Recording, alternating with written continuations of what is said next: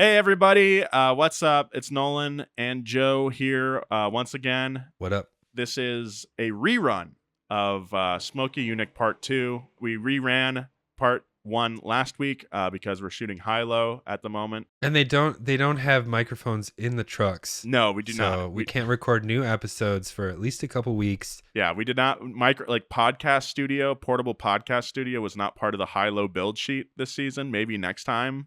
But we were not able to do that. Yeah. Wouldn't it be?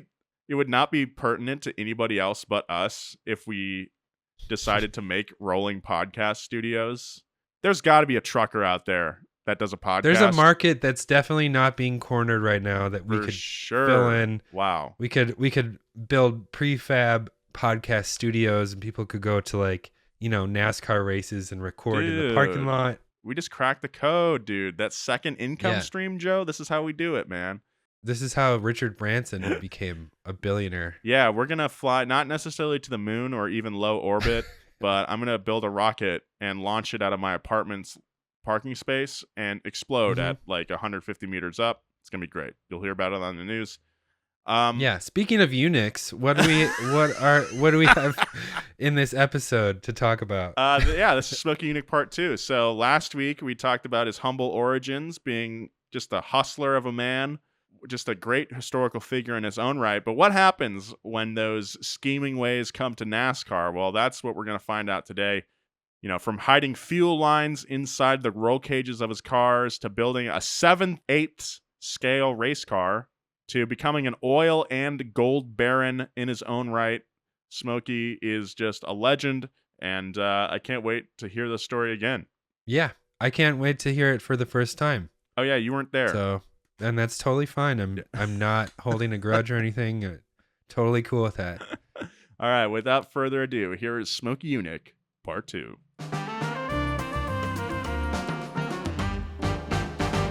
Fun fact that I think we just cracked, because we're detectives and journalists, automotive journalists. Smokey Yunick's livery is cool AF. And also, we believe the inspiration for Ricky Bobby's dad's muscle car. I'll pull up Ricky Bobby's dad's. It's like go ahead and Google it unless you're driving. Bobby's dad. But it's like really cool gold on top. Oh, yeah. And it's a Chevelle, too. Yeah, dude. This is definitely Ricky Bobby's dad's car. Yeah. This is the car that Ricky found. What? The same year? Is it the same number? It's the same number but different year. But still, that's really cool. Has a number 13 on the side? Yep. That's cool. You learn something new every day, and you guys are about to learn a bunch of new stuff today because guess what? It's the Past Gas Podcast. Roll that theme song. Yeah. Past Gas Podcast. It's about cars, it's not about sports. Big thanks to Auto Tempest for sponsoring this episode of Past Gas. Auto Tempest is a used car search engine that saves you the hassle of searching a bunch of different websites for used car listings. It's searching for used cars all in one place. One search engine. It's super convenient. No more going from site to site. You can find all the cars in one place at autotempest.com. That's why our slogan is autotempest.com, all the cars, one search. Auto Tempest gives you comparison links to other sites so you don't have to search multiple sources. Compare results from cars.com, TrueCar, eBay Motors, Carvana, and a bunch more. You can also use Auto Tempest to search at classified sites like Facebook Marketplace and Craigslist nationwide. They pull in results from all the top listing sites from the USA to Canada, so you can find everything in one place. It's super easy.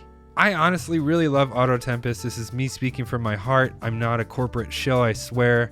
I'm on Auto Tempest daily, looking at cars, looking at the Pontiac 6000 LE, one of the best cars ever made. And there's a bunch of different listings because they scan all these different sites. That's why I like Auto Tempest so much. So check it out for yourself at autotempest.com/pastgas. That's autotempest.com/pastgas. Thank you, Auto Tempest. I am one of your hosts, James Pumphrey, and as always, I'm joined by my best buddy, my protege, my son. Hello. Nolan J. Sykes. The J stands for jacked. Ooh. You're looking buff. Did you get a new t-shirt? I got a new t-shirt from Target. Nice. Nice. It's $6, so it'll probably last 3 washes, and then I'll have to throw it away. That's or all you donate need. it. Won't throw it away. No, I mean, turn it into rags. Yeah. Because I'm just in the garage. Just in the garage, gotta wipe all that. Gotta wipe my hand. You're not a real guy. You're not a real car guy unless you're wiping your hands on your shirt. Yeah. You can't wear gloves. You can't frick You're not gloves. a real car guy unless you take a shower with Orange Fast. Yeah, you're not a real car guy unless you hate everything but your car. You're not a real car guy unless you're mean to young kids. Yeah, at car shows. This is part 2 of the story of Smokey Yunick, the greatest cheater in NASCAR. Last week we learned that not only was he a great cheater in NASCAR, but he lived a pretty insane life. Yeah, very interesting guy. Fought in World War II. Shaved his pubes in the 40s, grew out a big old beard. Yep.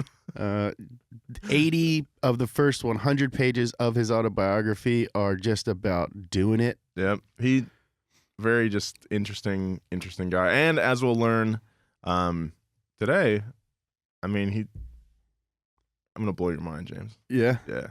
Would you say that this episode is child safe or safe for work? Because last week's episode definitely was not safe for work.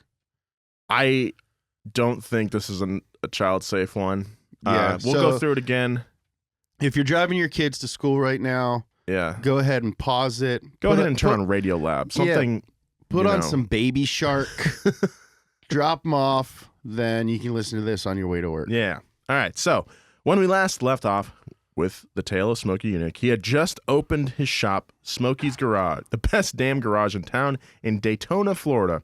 And things were going pretty smoothly for a while, at least. As the business grew, James, Smokey began to take in some new members, including an alligator that he had found in his home underneath the front service counter that he affectionately named Albert. Hey, what the hell is that? You know what? You're kind of cute. They would feed Albert scraps, and the gator would nibble at the heels of people he didn't like. I don't know. Soon. Gators don't nibble. No, I know. Gators snap. Yeah. Well, maybe his name's Albert. He's probably cute. He's probably got, like, really doughy eyes. Mm-hmm. And I really want an alligator, actually. Like, I saw a video on Instagram of a bunch of baby crocodiles.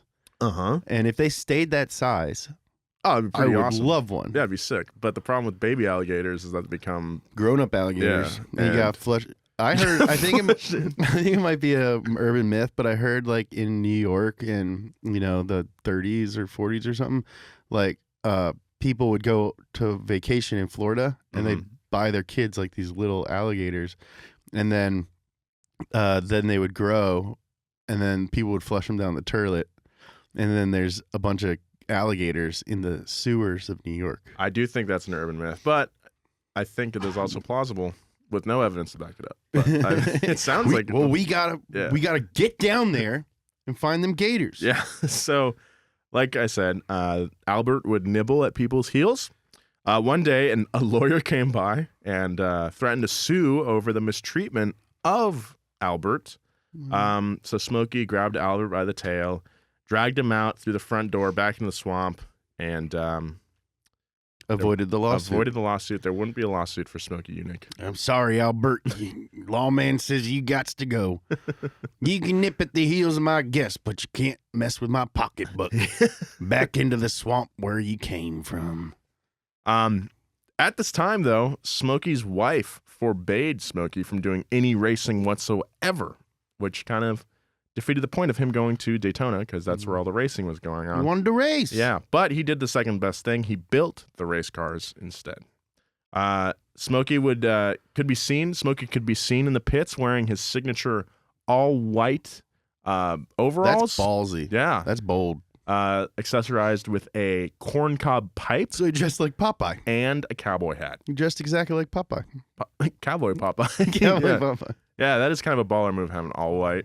Oh, hell yeah. And, I mean, he was a guy that would get his hands dirty, so he probably went through a lot of those suits. Mm-hmm. In 1951, Smokey was contacted to help a failing company with their race efforts. This company was Hudson Motor Cars. Hudson had just released the Hudson Hornet, and it was actually a pretty great car. It was by far the fastest, cheapest, and most efficient car on the road at the time, but the only issue was it sucked at the racetrack. So nobody bought them because they just saw them getting their ass whooped at the oval, and like, nope, Not a good I'm not car. gonna buy a loser car. Nope, not gonna do that. If I get a car, I'm gonna get a winner. Yeah, not even the first winner, not a second winner. No, not first loser. Yeah. Hudson hoped investing in racing would boost the sales, so they turned to Smokey Yunick for help. The Hudson Hornet, I think, is the old car from Cars. Yeah, it's the car from Cars. Yeah, it's the The car guy, from Cars. the turn right to go left guy, the drifter guy. Smokey determined that the Hornet's biggest issue was the intake. While the engine was technically the best engine in stock car racing at the time, the single barrel carb on top was trash. Mhm. And it choked all the power, baby. Mm-hmm. NASCAR rules didn't allow any modification to the cars outside of what could be purchased directly off the dealer lot. So Smokey hatched a plan. As we'll find out, Smokey tended to do. Yeah.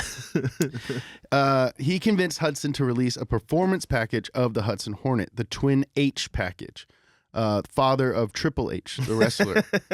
It boasted a dual carb setup, a dual exhaust kit, and bored the inline 6 engine out to 308 cubic inches. This performance package flew off the lots. That's a big 6. Yeah, I'm just on Google looking that up. That's a 5-liter inline 6. Yeah. Well, back in the day, I feel like there were a lot of cars where if you do the math in your head, you're like, that piston must have been the size of a Yeah. coffee can. Yeah. It was like That's a big inline It's like 6. 8-liter 4-cylinders and stuff. Like Yeah. in the 30s. Totally. And just for reference, like today, like the Mustang has a 5-liter V8, Mhm. the Coyote, and that thing's pushing like 450 horsepower, something like that. But 5-liter inline is very, very impressive. This performance package flew off the lots, and the engine remained the engine of choice in NASCAR up until the creation of the Chevy small block V8. The Twin H package was the first factory cheater kit, quotes, ever used in NASCAR, and it certainly would not be the last. There's been a million since. But this was just the beginning of Smokey's legacy of cheating, because technically it's not even cheating. It's just being creative. Yeah. In the early 50s, it was widely accepted that every team would bend the rules, and I think that's still pretty much true today. Yeah. And it was pretty much okay as long as you didn't get caught, which is pretty much true today. But Smokey was still new at this, so Smokey got caught. Smokey's cars had been winning a ton of races, but one day during tech inspection, it was discovered that he had modified the headers of the Hornet's engine just to increase the horsepower just a teeny little smidge, just a little baby bit, just a little smidgems. Immediately, NASCAR director Bill France hopped on Smokey's ass, which he probably liked, and demanded Smokey find a new engine and start from scratch. Hey, get off my ass. Hey, you get off my ass, Bill France! Unfortunately, the Hudson team was short on funds and only came with one engine. So Smokey was forced to improvise. He zip zap zopped and pulled the engine from the team's tow truck and started to rebuild it in the shade of an oak tree, getting it ready for the race. That's crazy. Like, I would give up. Smokey, what are we going to do? We only brought one engine. No, we didn't. No, we didn't. That truck's got an engine, don't she? Yeah. But naturally, that wasn't cool with Bill France. So France decided to make an example of Smokey and set up a 100-person bleacher stand right next to where Smokey would be rebuilding the truck engine. With people watching, there was no way that Smokey could cheat, or so Bill France thought. Smokey had the perfect solution to this. The night before, he stopped at a gas station and bought a little gas and a few handfuls of fireworks. He brought the 12-gallon bucket of gasoline with him and set it out in front of the audience. And when the audience started to interfere with his work, he would light the fireworks and throw them into the gasoline and at the audience, effectively scaring away anyone who dared to watch him. Oh, my God. Have you ever had a firework thrown at you? Oh, yeah. I grew up in Kentucky, man. I like split my childhood between Florida and Kentucky. I've had You have a lot of fireworks. I've like shot fireworks like out of my butt. I want to know more. You put like a bottle rocket in your butt crack, and then you light it, or you have one of your friends light it, and then you shoot it out of your butt. It's hilarious, dude. Yeah. It's so funny. It's like, you think farts are funny? Imagine I did. Imagine if they fly up in the air and explode. Yeah, that's awesome. I remember one time we were at a 4th of July party out in this place called San Miguel, which is like, Mhm. it's a city, but it feels kind of unincorporated in some areas, like it's a really small town. And we were just chilling, and then like someone threw like a big M80 into the storm drain, Whoa. and then it just like it went off and just reverberated throughout the neighborhood. Did you start a wildfire? I didn't. Did you see the video of those people doing the gender reveal party out in the desert, and they set off fireworks with guns, and then it started like a huge wildfire? Dude, they should be kicked in the butt. Jamie, pull that up. No, I'm just kidding. I don't think that you should do gender reveals at all. And I think it's like a baby shower that everyone can come to, you know? yeah, just have a party. That too. Smokey successfully rebuilt the shitty tow truck engine and managed to kick everyone's ass with it, proving that he didn't even need to cheat to win. But he did cheat. Yeah, but I mean, I think it's cool of him to prove that he didn't have to cheat to still win. Mhm. As we'll learn, we'll learn his motivations for the cheating a little later. Great. He wasn't all about the cheating. Okay. Yeah. Anyway, things weren't looking up for Hudson Motor Cars, and in 1954, aka they still kind of sucked. Yeah. And in 1954, Smokey landed a new job at the head of Chevy's racing team. This was his first big leadership role, and it taught him one very valuable lesson, James. He learned just how important the media was to racers' livelihoods. Media reporters made racers. NASCAR was struggling to gain an audience, as no one was interested in watching a bunch of cars that looked to be straight off dealer lots race on dirt ovals. In the 1940s and 1950s, only two kinds of racers made the sports page one. All right? Indy 500 winners and those who died trying to be an Indy 500 winner. People just didn't care about stock car drivers. According to Smokey, The biggest impact on NASCAR fame was press coverage. Smokey talked a lot with the media and really helped NASCAR get off the ground. Sports writers weren't interested in reporting on NASCAR, as the fan following was too small to make any profit. So, in 1955, GM chief Ed Cole came up with a plan. He asked Smokey to give away 200 brand new Chevys to reporters just to convince them to attend the race. And it worked. Reporters flocked to the field so they could hopefully get their hands on a Chevy of their own. And that was when NASCAR truly began to gain popularity. So, like, they're just like, hey, come to the track, we'll give you a Chevy. I'll give you a car if you come just watch. And back then, they were stock. So it was like, you come watch me drive this car fast, and I'll give you one. Mm-hmm. It's insane to me. Like, imagine now. I mean, NASCAR now is losing not a fair amount, but it's losing viewers kind of every year. Mm-hmm. So It's because they're all dying. all the fans, yeah. So I think they should try this again and just give everyone Camaros and Challengers and stuff. Yeah, there's a lot of stuff that NASCAR should do. Maybe we could talk about that on another episode. What I would do. What would I do? I would have more Roval tracks. Yeah, people always want to see them turn right. Yeah. Like the Charlotte race is like the best one of the season because it's just one, the track is really good, and two, it's just bananas. Yeah. I think they need to do more of that. A thank you to Craig Tool Company for sponsoring this episode of Pass Gas. Guys, this is a new sponsor. I really want to give them a big shout out because they make great tools. The company's called Craig, K-R-E-G. The tool I'm really excited about is the Craig Pocket Hole Jig 520 Pro. It's a brand new design. It's created to be easier to use than ever. It works on a variety of different materials. If you're doing any sort of carpentry or woodworking, you know that pocket hole jigs are pretty important because you gotta join stuff. The Craig Pocket Hole Jig 520 Pro is one of the best tools out there for this kind of job. Works with a wide variety of different materials like solid wood, plywood, composites, whatever you want. Great for building indoor and outdoor projects. I love woodworking, and good tools can make or break a project. Craig tools are high quality, they're not going to break on you. Now, anyone can easily create perfect and strong pocket hole joints with the Craig Pocket Hole Jig 520 Pro. It works with a wide variety and size of material and is great for building all types of indoor and outdoor wood projects. The Craig Pocket Hole Jig 520 Pro comes with everything you need and retails for just $99.99. It's available nationwide at Home Depot, Lowe's, and other home centers, woodworking, and hardware stores. Learn more at craigtool.com. That's KREG tool.com. Thanks, Craig. You know how these podcast ads go. We read a spiel, blah, blah, blah, and then there's a bunch of comments that are saying, Joe's so lifeless in the ads, and he should be off the podcast. Well, listen, buddy. Now's not the time, all right? You get a promo code for a discount, the end. But this one is a little different because this ad is for honey, and a honey ad doesn't just give you one promo code. It gives you millions of promo codes. That's right, millions of promo codes in one ad. Here's how.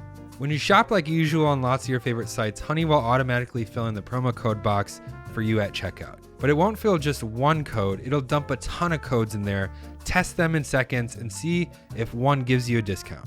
Honey knows where to find promo codes that are hard to find on your own, even if you listen to podcasts all day long.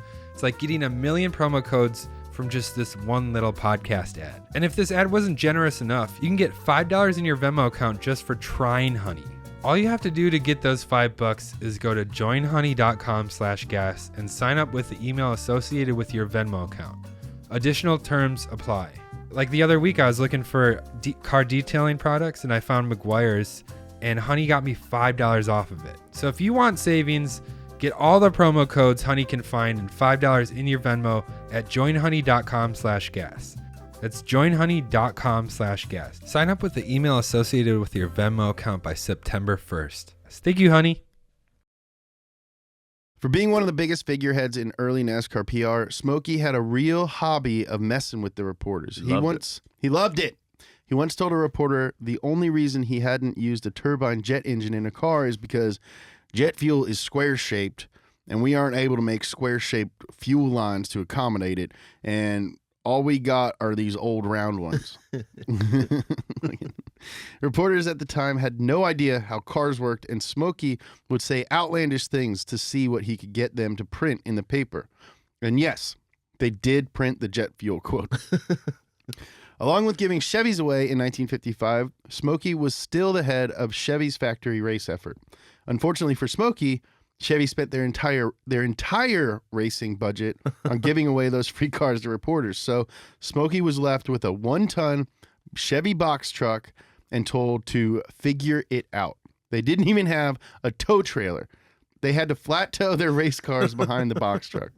We flat towed our race car to Albuquerque. Yeah. Now imagine doing that every weekend for an entire year. Yeah, on like 1950s roads. Yeah. Oh my God. So the actual Route 66. Yeah. Crazy. That's insane, dude. With a meager budget, Smokey did what he had to do to win. He cheated. Rule interpretation is the same as law interpretation, all right?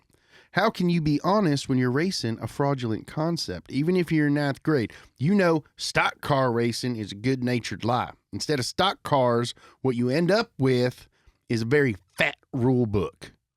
The story, like, we like to think of him as like a good-natured, good old boy who grew up on with dirt floors and stuff, but he's also a very philosophical guy. Yeah, dude, he's like very romantic. Yeah, I love it. I love him. He's a monk. He's a monk, philosopher, monk, racer, cowboy. Yeah, he has like so many great long quotes, and you can tell he really has like a philosophy about life, and in his mind, what he's doing is like, fine. He's talking about unjust laws in that quote, talking about racing. Like, that's so cool. Yeah. NASCAR at the time was filled with corrupt inspectors filling their own personal interests, like probably getting bribed. Like cardinals and yeah, like in the Three Musketeers, like the cardinal from Three Musketeers. He's like supposed to be a man of God, but really he's an evil man. That's right. And these guys, he's an evil man looking at race cars. And other teams were constantly finding new ways to push the limits. Smokey considered his style of cheating as defensive cheating, just trying to keep up with other racers who were cheating faster than him. All Smokey did was read the rules, and if something wasn't specifically mentioned, he would assume it was fair game. Because the rules were expected to be bent just a little, there were really only a few things Smokey truly considered to be cheating. He thought big engines, big gas tanks, expensive foreign materials, and blatant expensive aerodynamic rule violations were actually cheating. The only one Smokey ever really participated in is using the larger gas tanks, as he considered the other forms of cheating chicken shit coward options to gain an extraordinarily unfair advantage over the competition. He hated teams that cheated unfairly. If you're gonna cheat, you gotta cheat fair. For him, cheating wasn't about winning. It was all about the thrill of the invention. Basically, he loved being clever. Mm-hmm. When it came to fiddling with fuel capacity, Smokey was the master, as he had to be, as other teams would find new ways to sneak in extra gas or even pay off tech inspectors to sneak their cars through. All them other teams was cheating 10 times worse, so we did it in self-defense. We gave you a little taste of his gas tank trickery in our last episode, but we'll go over it again. Regulation gas tanks at the time were 22 gallons. Smokey found that if he installed a 26-gallon tank and inflated a basketball inside of it, it would only allow 22 gallons of fuel. Once he was past the tech inspection station, he would deflate the ball and fill it back up to its full capacity. He would also run 11 feet of 2-inch fuel lines. Yeah, because there was a rule about the gas tank being 22 gallons. And Smokey found in the book, he was like, well, they don't say nothing about fuel lines. So which is like, that's why he's so brilliant, because he's technically not cheating. Yeah. He's not breaking any rule. There's no rule that says you can't run 11 feet of 2-inch fuel lines instead of, you know, not 11 feet of 1/4-inch line. Yeah, that's a fair cheat. Yeah. You know, that's not an unfair one. He's like Robin Hood, you know, like Basically. Technically, am I breaking the law? Who knows? Maybe. But it's an unjust law. Yeah, it's an unjust law. So like, yeah, I am stealing gold from the sheriff of Nottingham, but I'm giving it to all the kids. Yeah. I'm sucking those jewels off that blind guy's fingers. Remember that part? Yeah, that movie was weird. I had an ex-girlfriend once that Robin Hood was her first crush. It's a good-looking fox. Yeah, man, he's foxy. Yeah. But this 2-inch fuel line trick allowed him another 6 gallons of fuel in the car. That's crazy, yeah. During one inspection, the inspectors had removed the tank, and he was tagged with 9 penalties that needed correction before he could race. Smokey was so fed up with the inspection station at that point that he hopped in the car and shouted, "Better make that 10!" before he drove off using an illegal amount of fuel in his fuel line. That's so awesome. Despite his limited budget, Smokey was doing the best he could for Chevy. He pushed the Chevy engines to their breaking point and kept winning race after race for them. Good job, Smokey. But by 1957, he noticed a trend. Every time he would try to get in touch with the GM executives, he would be blown off or ignored. So after a while, he got sick of it and quit, signing an exclusive 3-year contract with Ford, which was a much better offer. Smokey got a raise from $12,000 a year to $40,000 a year and was given an expense account and real resources. Hell yeah, and that dude. credit card, baby. It's coming up, baby. Give me that pin. Little did Smokey know that in 1957, all major U.S. auto manufacturers signed a gentleman's agreement to stop all racing efforts, leaving Smokey unemployed. But Smokey wasn't even that upset. No. Because he had his eyes set on something bigger. To him, NASCAR management had become a dictatorship with new rules popping up everywhere, many specifically targeted at Smokey. He figured that stock car racing had basically turned into a giant marketing scam, and he was searching for something real. None of that fake shit. That real. That real. That you know? real, yeah. I've been there. Dude, the other, on Sunday, me and my girlfriend went to the dog beach in Long Beach, and I was like, all right, I'll be back in a second. I just walked into the ocean and just stood there as the waves were just like, and I just looked out at the sea for like 5 minutes. Didn't even realize it. But I was just like, You're having a real moment. yeah, it was great. Hearing the dogs barking behind me and the waves. So I get where Smokey's coming from. Yeah, man. I think Smokey and us are kind of cut from the same cloth. Yeah. You know, we're like bad boys with a real strict moral code. That's right. Yeah, we take down the establishment. And I steal. And I steal and cheat. For some reason, it was really important to me to be identified as a real racer. And the only way to do that was to win at Indy. Unless you were an Indy 500 winner, racers in the U.S. at the time were akin to lepers. Wow. That last part, although it sounds dramatic, apparently was true. Race car drivers at the time were considered drunks who caused nothing but trouble. Well, today, a driver might find themselves in a fancy hotel or $1 million RV after a big race. But in the 50s and 60s, a lot of racers would find themselves in a cell, spending the night in the drunk tank instead. And when you learn about how NASCAR started, that might not be such a big surprise. Stock car racing began in the U.S. thanks to moonshiners who would modify their cars to evade the police, and then they would mess around with their friends afterwards to see whose cars was the fastest. Since the beginning, alcohol played a huge role in everything racing related. Racers lived incredibly dangerous lives filled with sex, drugs, alcohol, and lots of partying. Hell yeah. NASCAR had a huge liquor problem, and even Smokey had become an Olympic-class alcoholic by 1959. These people lived intense lives. Smokey even said, "These people would either die young in an accident while racing, or their livers would give up before they reached 50. Jeez. So through like drag racing, I've met a lot of like older dudes who were racing around the same time, and like that part, just have it confirmed by Smokey Yunick is pretty interesting because like you talk to these guys and they're talking about how racing was every weekend. They lived in their trucks and just scrap together any money they can to work on their cars, like, and they had like wild stories. Yeah, they just like always drinking. It's so much different than it is today. Yeah, today they're like athletes. Yeah, like they're totally world-class especially athletes. IndyCar guys. Like, those guys are like running marathons in between races and you had like all kinds of electrodes hooked up to them and run on a treadmill, and then a bunch of scientists in white coats are writing down graphs and charts. So to Smokey's point about like NASCAR turning into like a marketing thing, I think he's 100% right. Yeah.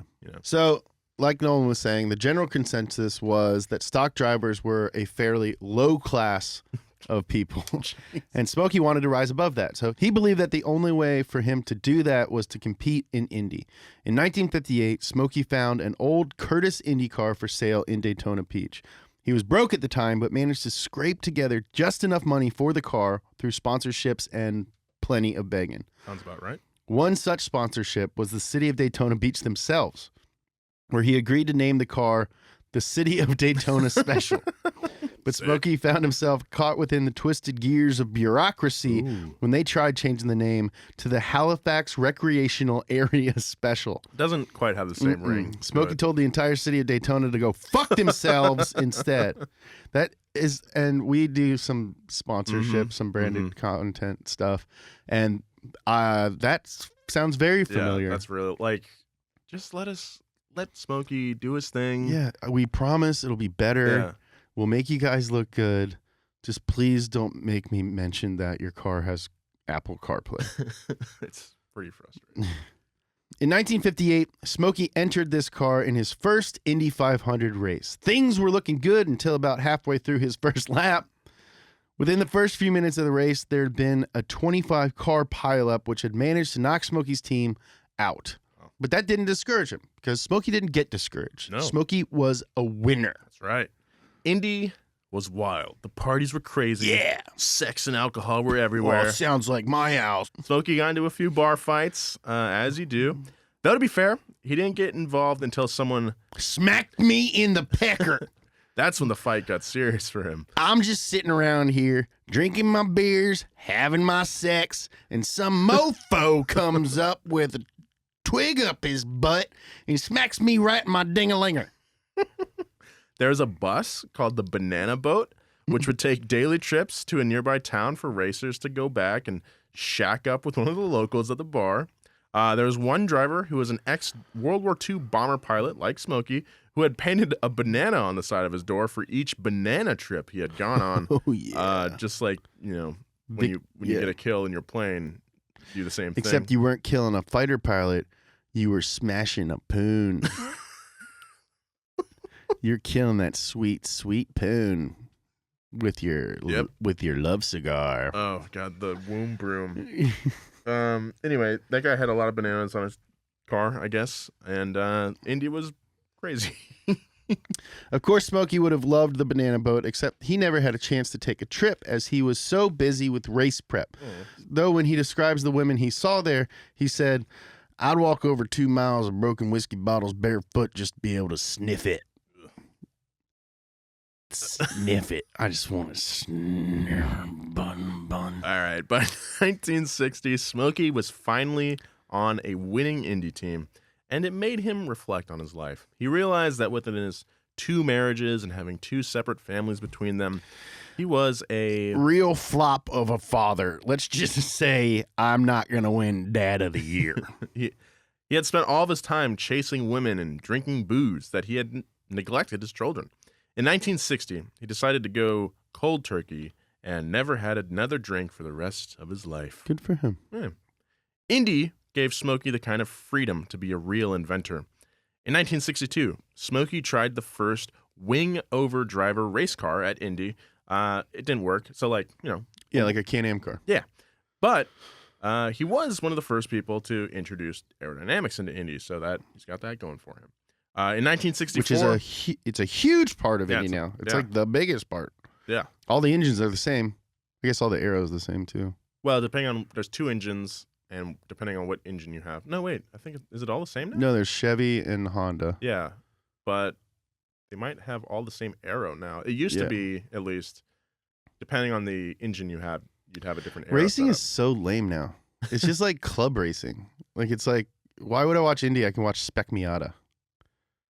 Well, that's a fair point. I think Indy, I think what like racing teams or like the bigwigs in racing series don't really understand is like one of the things that fans like is the car. Mm-hmm. It's not just about the driver, it's about the car, and you want to see what crazy car the team has come up with for this season. Yeah. Like FD is really fun to watch because you got like Nissans and you got V8s, you got Totally, yeah. turbo 6 cylinders, you So got much diversity. supercharged whatever. There's even 4 cylinders in Yeah. FD, and like people fall in love with the car, and the car becomes like a character. If you look at like historic race cars, Totally. I agree a lot. Indy is an interesting case because I think the racing is more fun. The actual racing itself is more fun to watch than Formula One because the cars are so similar. yeah, But like walking around the pits, I'm not like, oh, I don't even know the names of the teams. yeah. But like, there's that car and There's it has Hendricks. this. It's different from the other one because it has that. Like, if I was at a Formula One pit, I'd be like, oh, dude, there's the Mercedes. Mhm. It's got the craziest engine, the aero. They've totally nailed it. Over on this end, here's the Red Bull though. It's got it can corner better than the Mercedes. Blah blah blah. Like, but then to that argument though, it's like the spending would just get out of control, But I'm Let them. let them. Yeah, it's a freaking. Who cares? Yeah. Let them spend all the money. All right, then we'll have Mercedes winning for the next 10 years. Sure. Someone needs to get more money. All right. That's how the world works, Nolan. You need money. I know. All right, you need money, honey. You can't just you can't get around on those good looks forever, baby boy. Don't I know it? You got you got that golden personality, those big muscles, and that beautiful face, but you need some freaking money, baby. That would be awesome. Big thanks to BetterHelp for sponsoring this episode of Past Gas. This podcast is sponsored by BetterHelp Online Therapy. Check out betterhelp.com/pastgas. Life is full of stressors. It doesn't matter who you are or what you have, your life is probably stressful. I can speak from experience. I got a lot of different stressful things going on at any given moment, whether that's a car breaking down or me not being able to fix a car or someone smashing into my car. Listen, a lot of the stress in my life comes from my cars. Doesn't matter, I still love them. You may not be feeling down and out and depressed or like you're at a total loss, but if your stress is high, your temper is shorter than usual, or even you're starting to feel strain in any of your relationships, you could probably use the chance to unload. Talk to someone, it's healthy. I really like how easy it is to search for therapists on BetterHelp. You can find exactly the person that you need, who's willing to listen to you. BetterHelp is customized online therapy that offers videos, phone, and even live chat sessions with your therapist, so you don't have to see anyone on camera if you don't want to. You can be completely anonymous if you want. It's much more affordable than in-person therapy, and you can start communicating with your therapist in under 48 hours. I really like how easy it is to search for therapists on BetterHelp. You can find exactly the person that you need, unload the stressors, and get some unbiased feedback, and you'd probably be surprised at what you might gain from it. See if it's for you. This podcast is sponsored by BetterHelp and Past Gas by Donut Media. Listeners get 10% off their first month at betterhelp.com/pastgas. That's BetterHelp.com/pastgas. Thank you, BetterHelp. Big thanks to Auto Tempest for sponsoring this episode of Past Gas. Auto Tempest is a used car search engine that saves you the hassle of searching a bunch of different websites for used car listings. It's searching for used cars all in one place. One search engine, it's super convenient. No more going from site to site. You can find all the cars in one place at autotempest.com. That's why our slogan is autotempest.com, all the cars, one search. Auto Tempest gives you comparison links to other sites so you don't have to search multiple sources. It's really convenient, honestly. Compare results from cars.com, TrueCar, eBay Motors, Carvana, plus a bunch more.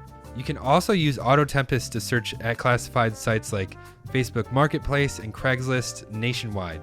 They pull in results from all top listing sites from the USA to Canada, so you can find everything in one place.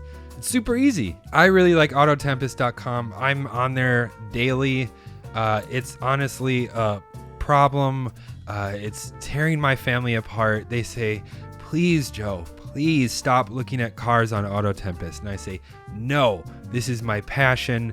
I'm sinking all of my money into it, but it gives me just a little bit of happiness because I love these cars. So check it out for yourself at autotempest.com/pastgas. That's autotempest.com/pastgas. Thank you, Auto Tempest. In 1964, he dreamed up the capsule car. The driver of the capsule car would be sitting in a sidecar attached to the side of the main fuselage. Yeah. This thing is so sick. Which housed the engine.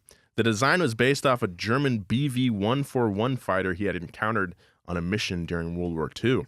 The design was insane. I definitely suggest you guys look it up. Google a picture of this thing. The It doesn't capsule car. even look like a car. It's really sick. It was crazy, and they had a really hard time building it, especially since it was initially designed to have a jet engine in the middle. But we was gonna put a jet motor engine in it, but turns out them's real expensive. Yeah. That would have been insane to see. In 1964. Can you imagine being at a race and like you look out on the starting line, you're like, what the And you hear in 1964, Smokey was called back to NASCAR. This time, the chief executive of GM requested Smokey's home mechanic expertise in the upcoming Chevelle prototypes. He brought it to a race just to see how it would perform, but it almost didn't happen. The car, the Chevelle, was the first stock car to be fitted with a rubber fuel cell, which was far safer than any of the steel death traps that had been previously used. Normally, they'd strap like a steel tank 3 inches behind the bumper and fill it with the fuel, and that had a tendency to explode if there were any sort of accidents. NASCAR officials didn't want him to race with his illegally safe fuel tank. What? But he wasn't going to step foot near a track without it. So he got a pass just this one time. And the rubber fuel tank was legalized for track use soon after. And now everybody uses those in their race cars. Yeah. Yeah, we don't want him to like not die more than anyone. You want What like, is that? okay, I think like everyone should be like probably gonna die if they wreck. Yeah. Everyone should be close to death. Yeah. The Chevelle did not perform very well. He gave the engineers at GM some advice. Move the engine down and shift it back 3 inches. But they weren't interested in listening to some freaking hick boy who didn't even have a high school diploma. So he said, fine, I'll do it. And he took it back to his shop and began to work. At the shop, Smokey had what is called a rotisserie setup where he would suspend the entire car in the air and could rotate it to access any part of the car. It's So it super rolls helpful. around. They're super cool. Eddie Yeah. built one. Rumors started flying that Smokey was working on a bit of a special car. And he was.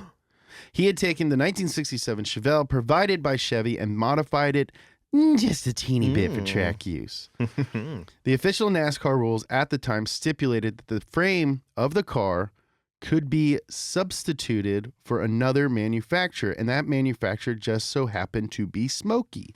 He lowered the roof and brought the engine back 3 inches, using the engine itself as a frame cross-member to stiffen the chassis. Very smart. He also offset the engine to the left to gain an advantage on the left turns and modified all of the aerodynamics. sick.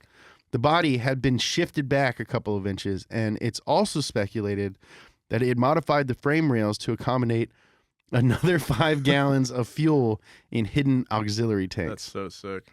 The 67 Chevelle was a sight to behold. It was so much faster than the competition during testing that the inspection station immediately started digging into exactly what rules Smokey had broken to make that possible. When he pulled up to the race at tech inspection, the fuel tank was emptied. The car was ruled illegal and was banned from the event.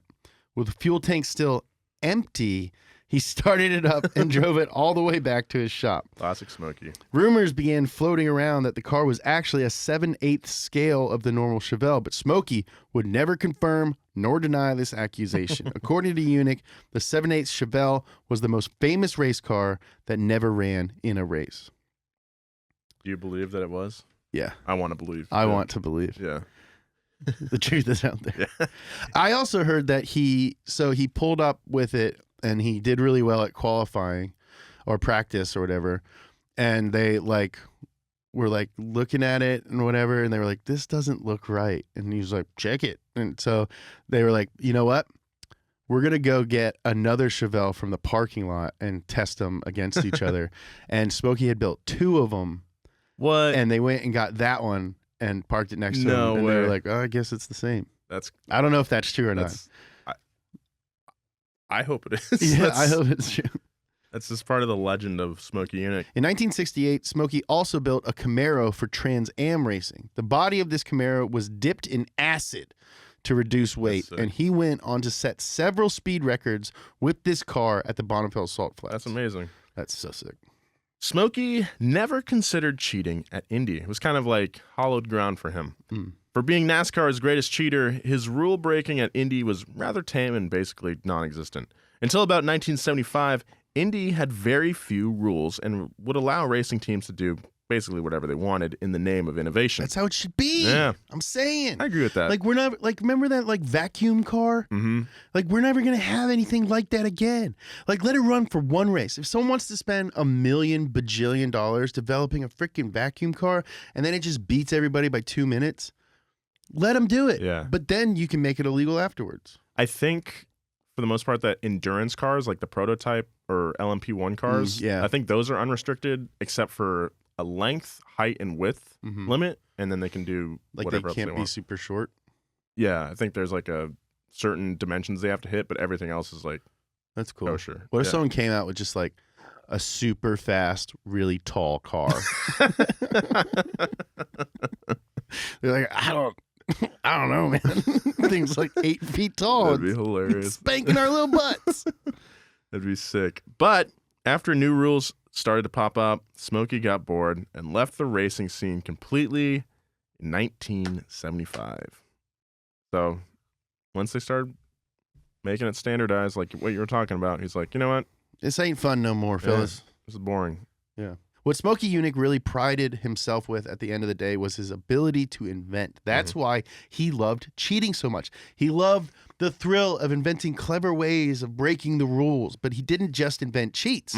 He invented everything from a 180-degree flat plane twin-turbo V8 engine to the Holley 4-barrel double pumper carb. He even mastered reversing the rotation of engines so that the centrifugal forces could be better utilized to help stock cars turn left. But one of his greatest inventions was the flow bench. Mhm. He was the first to develop a machine that could adequately test airflow in cylinder heads, which completely revolutionized the way performance parts were manufactured. Yeah, I mean, that's kind of like one of the first things that that's like an easy way of making more power, baby. More is power, like baby. testing flow benching your heads and then machining them. Yeah. Basically. He invented that. He's so tough and so scrappy, and so like sharp, but he's genius. But super smart. And I don't know, I think that really comes from his super rough upbringing, where it's like he just had to figure a lot of stuff out on his own. And yeah, it's work like hard at it because at the of same time. and in spite of his super yeah, upbringing. Like race car drivers now, again, are just like nerds who are best friends with their dad. And Smokey Yunick was like a bomber pilot, womanizer, which isn't like that cool, but like it's cool. We all can agree that having sex with people is cool. pretty cool. Cool guys, wait till you're ready if you're listening to this. But again, don't listen to this because this one is not safe for children. Yeah, this is unsafe for people under the age of 18. But he's also like a mad scientist. Yeah, he's Wish I was Smokey Yunick. like before we started the series. Like I heard his name and heard kind of the legend stuff, but that's all you kind of hear is like the cheating stories. But when you really like hear the background and the origins, that's where it really turns into admiration for me. Right. You know. So he came from a rough background. How did he pay for all this? Well, back in the 50s, Smokey was invited down to Ecuador to join Mickey Thompson's gold mining operation. We got to do an episode of Mickey Thompson, Yeah, too. he's cool, too. Great. Yeah, great story. As it turned out, gold wasn't really popping. So in 1961, Smokey turned to something he was oddly good at: oil prospecting and drilling. In no time, Smokey had turned a $100,000 investment into tens of millions of dollars, finding multiple oil veins and working as a machinery consultant for other adjacent oil and gold mines. So cool. That's so cool. He's a multi-millionaire. Just like bottle rocket Yeah. with no pubes. He worked part-time in Ecuador for 33 years with his wife, How Margie. do you work part-time? in Ecuador? Yeah, it's noon. I'm going to go back to America. I just think he didn't live there full time. Yeah. He'd go for 6 months to a Yeah. year. It's 33 years. Part-time of 33 years can still be A long time. 28 years. Yeah. He lived there with his wife, Margie, the same person who Yeah. transcribed his book. Yeah. Remember that. Yeah. He's still talking to his wife about the banana boat. Yeah. Man, I wish I went on a banana boat. He never got bored of Ecuador. Every day I learned something new, whether it was about culture or just the easiest way to get something done. Oh, man. In one amazing quote, he said, "I learned from the Indians. Anything you don't understand, eat it. Piss on it. Fuck it or kill it.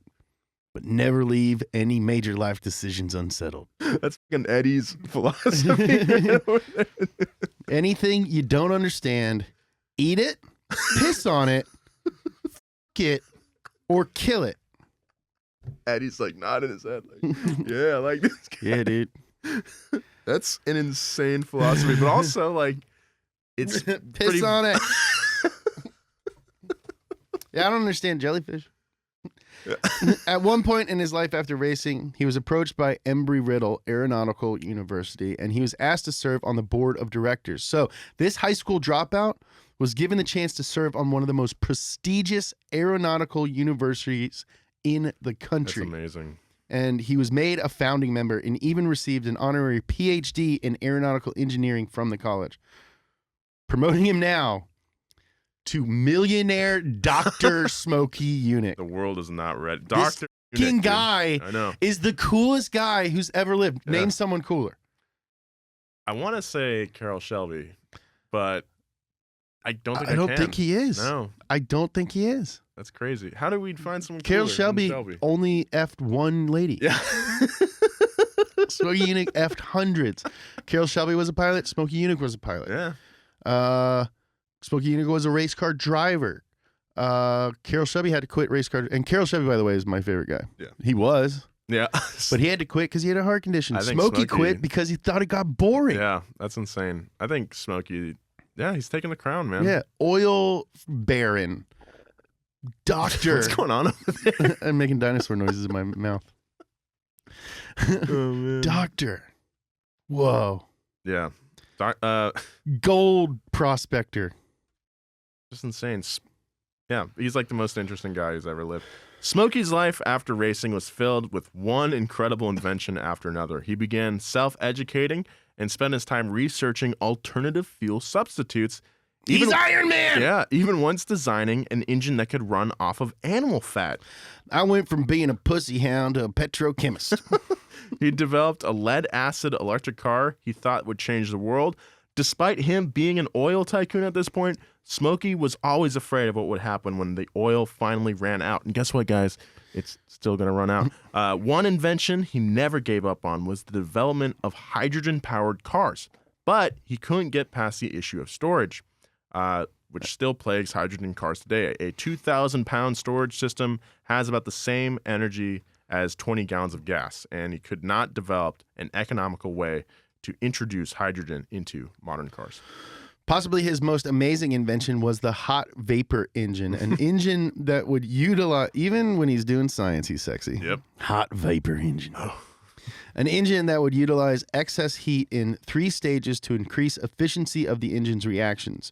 Using this incredible technology, he had developed a 1-cylinder engine that could produce nearly 180 horsepower. That's insane. The design was sold to John DeLorean, but the entire project was killed when the entire GM Motor Tech program went under in 1987, killing all hopes of hyper-efficient single-cylinder engines for decades to come. Why would they want to suppress technology that could revolutionize I don't know. transport like that? I don't know, Nolan. The fall of the Motor Tech program put Smokey's shop in a bit of a financial bind, forcing him to close his doors that same year. He has millions of dollars. Yeah, I thought he was a millionaire. Yeah, he's probably just like, I'm done with this. Yeah, he's just retiring. Yeah. Smokey retired that same year. Smokey closed the doors to his shop that same year and took an early retirement. Though to his credit, his hot vapor engine and his cowboy hat are still on display at the Smithsonian today. That's awesome. Outside of researching alternative fuel sources, Smokey was also a prolific writer. He wrote monthly in Popular Science and became the Dear Abby of cars with his article, Say, Smokey. He wrote for the magazine for over 28 years. He also wrote for Circle Track magazine for another 11. So not only... Hold on. Yeah, he was a great... Wait a minute. Wait, he's a great writer, but he's like, I don't feel like writing my autobiography. Maybe he just thought it was like a fun thing we could do together. Yeah. That's hilarious. Baby, grab your typewriter. I was, hey, you know what? I'm spending all this time inventing things and, writing these articles for these magazines. I thought maybe you and I could do something fun together. Maybe work on a little project, you and me. Yeah, what you think about that? Sounds great. All right, how about you grab your typewriter? Let's write a book about all the ladies I fucked. I don't want to do this anymore. anymore. Let's write just a long 600-page book about all the cool stuff I did and all the ladies I fucked. That's exactly how. Wow. In 1995, Smokey completely lost hearing in both of his ears, and after 10 surgeries at 10 surgeries. Yeah, 10. 5 on each ear. After 10 surgeries at Mayo Clinic's Jacksonville campus, his hearing was partially restored. When it came to hearing damage, he said, "Racers take this seriously. You must be protective of your hearing. Racers are very susceptible to this. So are the fans. Muffle your race cars to about 90 to 95 decibels. Hearing damage is like smoking. The damage is cumulative, but it will absolutely appear in time and damage your life in a negative way." You know what? I'm going to hop on with Smokey Yunick here and also recommend that we all wear earplugs at racing events. I think you should. Yeah. Especially if you got kids. Get them those cute little... Oh, dude, there's nothing cooler than like a baby with earmuffs on. I know, like at a monster truck event. I love that. I love it. On January 13th, 2001, Smokey Yunick was diagnosed with acute myeloid leukemia and was given a projected life expectancy of 3 months. He ended his book with these few passages. "If you don't get anything out of this book, make your number one priority your health. For you, it ain't gonna happen to me, dreamers. You'll feel very helpless when you find the big C has just poked its fangs into your ass." He finished his book on February 20th, 2001, and died on May 3rd, 2001, 2 months later than expected, leaving behind a lasting legacy of rule-bending insanity. If you want to be like Smokey Yunick, there is a Smokey Yunick engineering course at the University of Central Florida. I want to be like Smokey Yunick. Yeah. I quit. I'm going to Florida. Where you can actually earn a PhD in race car engineering. I wish I Whoa. knew about that when I was... I'm glad you didn't know about that, man. You wouldn't be here. It's true. Or if you'd rather not get a PhD today, find yourself a copy of Smokey Yunick's Garage. Take some time to learn about the intensity and struggles, and I guess all the sex that went into building this legend. Smokey Yunick, rest in peace, man. Rest in peace. This word gets thrown around too much, but legend. Definitely a legend. Absolute Certified legend. New bit on the show, maybe? Certified legend? Certified I'm legend. coining it now. Certified legend. Stamp it. First official certified legend. The Pass Gas legend stamp. Yep. Coolest guy ever. Yeah. This guy is now my favorite guy. Definitely. How often do you get a new favorite guy? Carroll Shelby became my new favorite guy like 3 years ago. He's now number 2. It was Shelby for me for a while, and now it is Smokey Yunick. Yeah. The coolest guy. We're gonna end it here. Thank you so much for listening once again. I still read all your messages. I don't get a chance to reply to all of them, but thank you guys so much for listening. This is really the most fun thing that we do. Yeah. It's really fun. We get to come here and hang out in the studio and talk to each other for a long time. Then we go eat chicken wings. It's kind of a tradition. Very fun. Make sure you guys, apparently we're getting a lot of reviews and comments, and apparently that's like a very good thing. Yeah, keep doing that. So keep doing that. We really appreciate all the kind words. Yeah, just thank you so much for listening. Follow James on Instagram and Twitter at James Pumphrey. And follow Nolan on Ooh. Instagram and Twitter at Nolan J. Sykes. Yes, Follow please. Donut on everything at Donut Media. If you don't already know, we have a YouTube channel where we make a bunch of videos Yep. every week. You'll probably like those if you like these. All right. If you like our podcast, you like our videos. I love you. Be nice. See you next time.